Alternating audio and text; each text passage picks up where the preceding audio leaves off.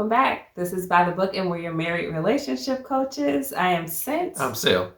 And we're here today talking about Married at First Sight, Season 15, Episode 11, Krysten and Mitch. Yeah. This is the episode, guys, when Dr. Pepper comes to try to solve all the problems, and we talk really bad about her amongst ourselves about how well or how unwell she performed in this situation. So Krysten and Mitch, we know they're kind of like, I don't want to say a roller coaster type relationship, but they do have their ups and downs. I think they're not a roller coaster relationship simply because Krysten is so flexible in terms of her accommodation of Mitch. So it was good to see this episode. It opened up with all the guys sitting with Ben and all the ladies sitting with Morgan, discussing their marriage and their issues. Mitch was quick to kind of come to Ben's defense and, say that Morgan, if she had an issue with him talking to his friends about this process, it's very unique, that they're going through together, then that's on Morgan. Yeah. That's her issue. I think he missed something in that, Ben lied about it, but I could honor the fact that he was saying that she needed to extend some grace. Yes. And that could be applicable to his own marriage. Yeah. So I think that was probably something that helped him out as he was trying to help out another couple. Yes. So move on to Dr. Pepper talking to this couple about the challenges that they had. And Krysten was, of course, quick to say it started off really rocky because she was kind of rejected by Mitch because of how he felt. He wasn't feeling her at the beginning, and it put her in a bad spot to where she was overcompensating, trying to do everything. And I mean, it was on display for all of us to see. Yes. It was no secret that she was overcompensating, allowing Mitch to basically run the show. I think the frustrating thing for us to see as viewers was that he kept running the show. Like, he didn't reel it in. Yeah. Like, he was still demanding. He wanted things his way. The party was going to be his way. Yeah. The single-use plastics thing was going to be his way. The I'm not popping this confetti is going to be his way. Mm-hmm. She had to take him to the beach to clean. He had to shut down her lifelong dream of flipping houses. Yeah. So we saw Mitch be very... like Dr. Pepper said, kind of self-righteous. Yes. And that was ugly. That's an ugly side of Mitch that we don't like to see. And we don't like to see Krysten trying to accommodate that in every way. So we see her talking to Dr. Pepper and saying, I was very accommodating, but I don't want to lose myself. I don't want to do that anymore. Yes. I think that's a big page for her to turn. Yes. And it'll be up to Mitch to be very accepting of that if they're going to work. Yeah, most definitely. And I thought that was pretty insightful of Krysten already coming to the counseling session with that insight. And so whenever a person comes to a counseling situation and they've already done some work and they've started to unpack where they are and the reasons where they are, that makes it a lot easier for the counselor to be able to direct them from that particular point. It made Dr. Pepper's job a whole lot easier. Yeah. So she asked Krysten how she felt, what she needed, and she looked at Mitch and she's saying, "Well, I want to know, do you still feel how you did on the second day of the honeymoon?" That was a deep question right there. Yeah, I was like, Mitch, you don't want no smoke like that. Just hit the pass button, boy. You don't want to answer that. I mean, he better darn well not feel the same way.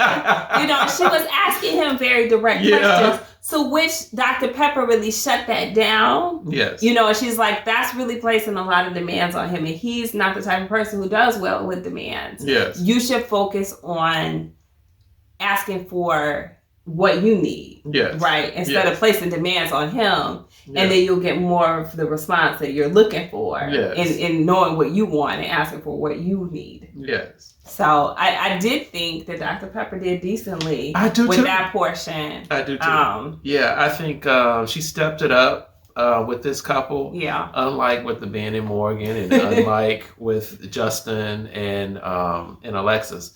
And so with this couple, I think she did a fairly decent job at being able to help them and give them some tools that they needed. So she was able to get to the validation that Krysten was looking for. She was explaining to Mitch that is what she's looking for. She needs this validation. She needs to know that she's appreciated. So she directly asked Mitch instead of having Krysten directly ask Mitch, do you admire her? Do you have affection for her? To which his answers were yes, he did. So she had him sit there and essentially do an exercise of saying the things that he liked about her, which he did, and that was good to see. Yeah, and I think Mitch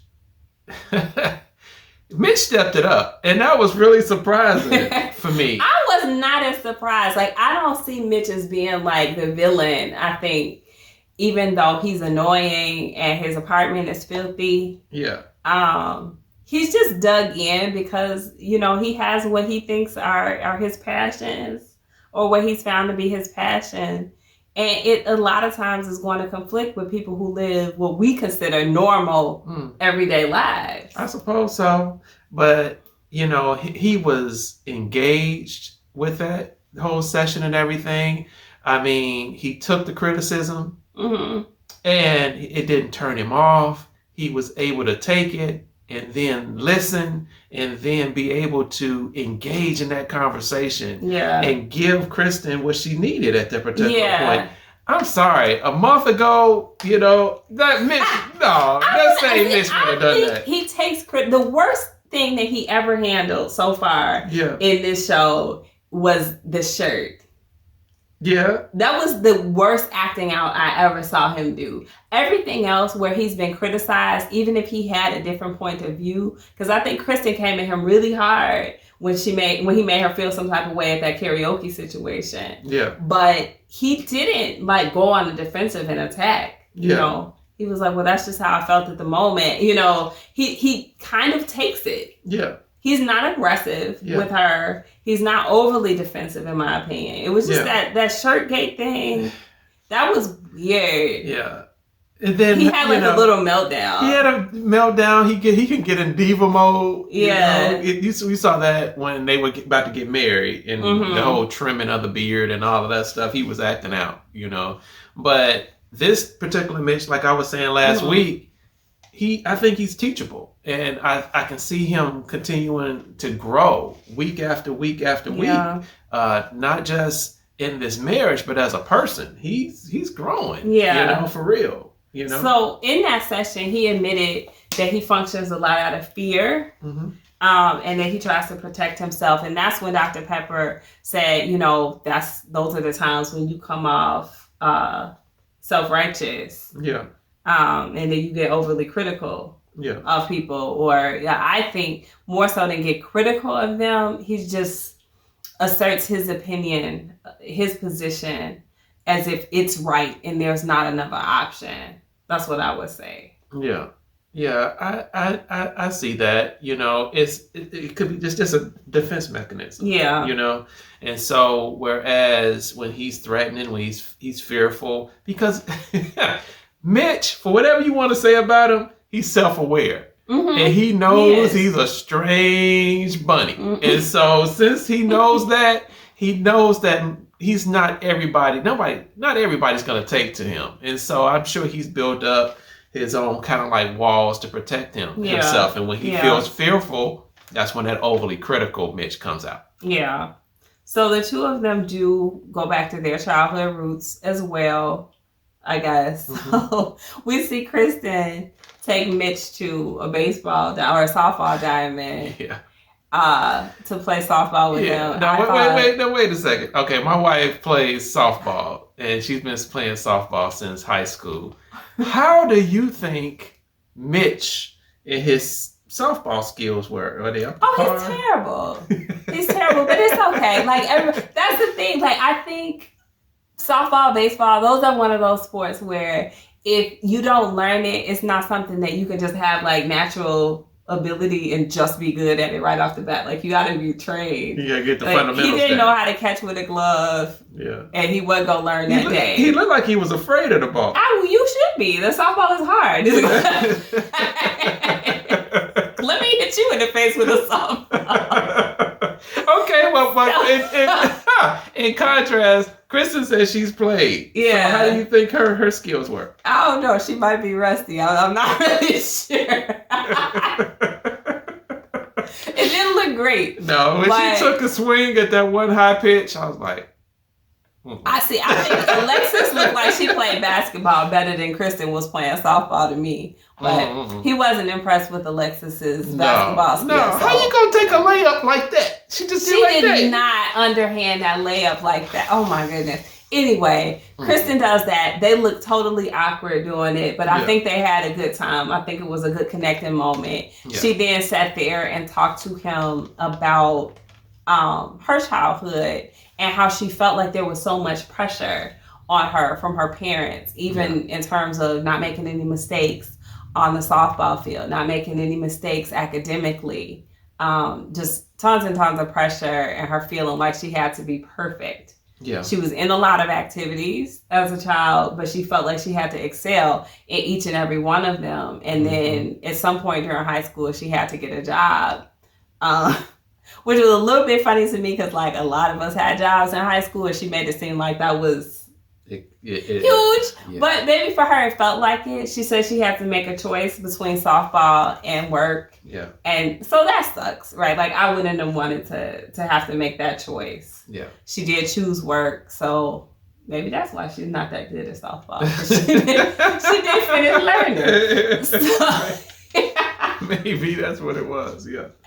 Anyway, I thought that was, a solid moment for them, a solid moment for her to share. And like you said, Mitch is very receptive to her. He's listening, he's understanding. And I think that he's growing a fondness for her, even despite their very fundamental differences, him being that social justice guy, her being the house flipper. Yeah. I think that he still has an admiration for her.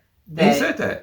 Yeah, that may carry them beyond where I thought they would make it. Yeah. That's for sure. I definitely agree. And I think, again, they're both putting in some work. They're connecting on an emotional level. And at times that seemed like that could be from here to the moon, but they're doing good. They're doing really good. Better than I expected. Yes. So when Mitch delves into his childhood, he didn't, I don't think he took her to any place in particular, but he went and got a lot of pictures from Mommy's house, which we're like, Mommy. And so was Krysten. We're like, oh, okay. So he shows her this picture. I think he said it was right after his mom and dad divorced. Yes. And so Krysten asks, what year was this picture taken? And it was hilarious to me, right? Because this looks like the first photo that was ever taken. It's like black and white, and it looks like, I don't know, like the colors are fading. It's like these sepia tones. And I'm like, he's not that old. Like, why does this picture look so old? But I think I think she was throwing a little shade right there with that picture. Probably so. Anyway, he shared that at that point, and he was really young. That his mom said he changed. He started to change, started to be angry, probably started to be kind of rebellious at that point. And that's probably why he's so dug in to his opinions and his viewpoint.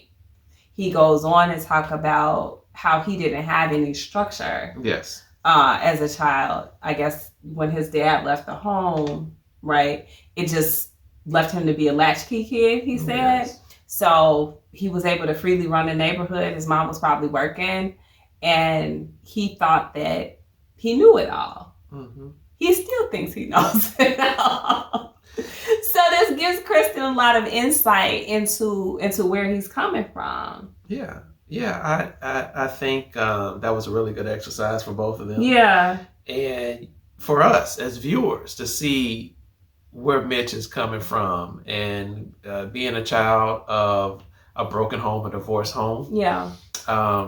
Like myself, And many kids that come up in that environment, yeah, we have times that we act out because there's a lot of people don't see, okay, you see the divorce, and so you see that separation, but you don't see the active separation that's actually happening inside of the children. And so the children are trying to adjust, like, dad is not in the home anymore or whatever.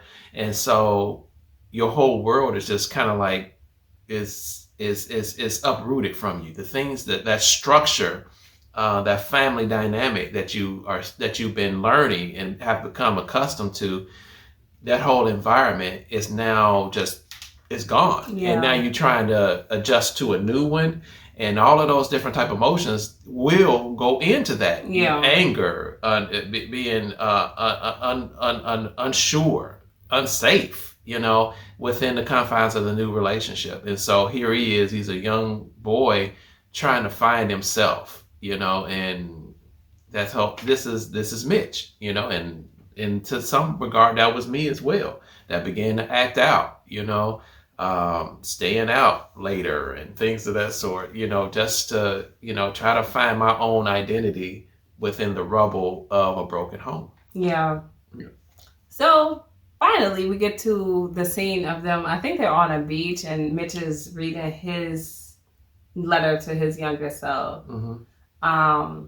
He talks about those things that we were just talking about here, in terms of him feeling like out of place, and his strength being, his passions, and what he kind of delves into, things of that nature. And he is very emotional about this. Krysten is very emotional about this, and it seemed like a moment that really connected them. Yes. So in some ways, that exercise to write the letter to yourself, it works out beautifully. And for them, they're a couple that I think that worked out perfectly for, because it made Mitch be someone who's relatable. Instead of him being this bizarre character who's far out there, we saw Mitch as being a normal guy for like the first time. Yeah. Being very emotional about something that most people would be very emotional about. Yes. His young self, him trying to adjust because he had to make an adjustment at such a young age. He feels insecure about that, but it's not something that he readily puts on display. Yes. So him having that discussion with her, him reading that letter to her, was huge. And she said, which I think was very important, that all the way up until this point, she's still been harboring anger toward him about that initial rejection that she felt at the honeymoon. Yes. And that allowed her an opportunity to let it go. Yes, absolutely. Absolutely. Yeah. So I think that's a big moment for them. Yes. In the right direction. Mm-hmm. Yeah. When he read the letter, and I think one of the statements that he made was, learn how to be true to yourself, embrace yourself. Mm-hmm. And I think that was huge. And as he ended the letter, and he's crying and she's crying, and you're right, she did kind of like have some anger that she had pent up, but she said, I don't feel angry anymore. Yeah. Sometimes you have to have that deeper understanding. Yeah. And I actually think going forward in this show and in future seasons, they should probably have this exercise a whole lot earlier. Yeah. Because it might avoid some problems. I mean, it's going to avoid some drama too, so we probably wouldn't see the same amount, you know, that we're used to seeing. But I think that in terms of being effective, it's probably something that could change the course of a marriage before it starts going way left. Maybe it would have helped being in Morgan. I don't know. No. Anyway, guys, let us know what you think. We feel like Mitch and Krysten have turned the corner. I'm hoping that we're right, but we'll see what kind of drama is to follow next week. Yeah, I've never been high on Krysten and Mitch, but it's the first time for everything. They kind of turned to me a little bit. They put me over in the green area. They've been over the red, but I'm like, okay, well, maybe I can maybe see this a little bit. How do you guys feel about it though? Let us know, guys. Like, share, comment, subscribe. We'll talk to you soon.